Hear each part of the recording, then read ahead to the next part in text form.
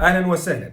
هذه الأيام هي أفضل أيام تعيشها الرياضة العراقية بتاريخها، وذلك بسبب تولي شخصيات مهمة لعدة مناصب رئيسية، بداية مع الكابتن القدير عدنان درجال ورئاسة الاتحاد العراقي لكرة القدم، ووزارة الشباب والرياضة برئاسة الأستاذ أحمد المبرقع، ورئيس اللجنة الأولمبية الأستاذ عقيل مفتن.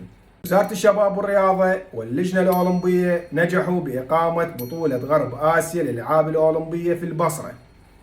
هذه البطولة لاقت ترحيب كبير من الأوساط الرياضية العراقية والعربية، واتحاد كرة القدم برئاسة الكابتن عدنان درجال نجح نجاح باهر. لكن للأسف ما يعيق استمرار هذه الأيام الجميلة التي تمر بها الكرة العراقية هم بعض المحسوبين على الإعلام العراقي. فالمنتخب الوطني بقيادة كاساس فاز ببطولة كأس ملك تايلاند فقالوا بطولة ليس لها قيمة، ثم فازوا بكأس الخليج فقالوا الأداء سيء. قدم المنتخب الوطني أداء رائع في كأس آسيا وخرجنا بظلم تحكيمي واضح، لكنهم أثاروا المشاكل في قضية دانييلو والمؤتمر الصحفي.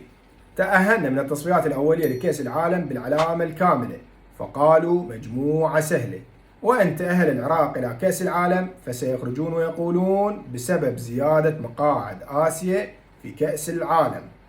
وعلى الجميع جمهور وإعلاميين ومسؤولين ولاعبين التكاتف من أجل تحقيق حلم العراقيين بالتأهل إلى كأس العالم.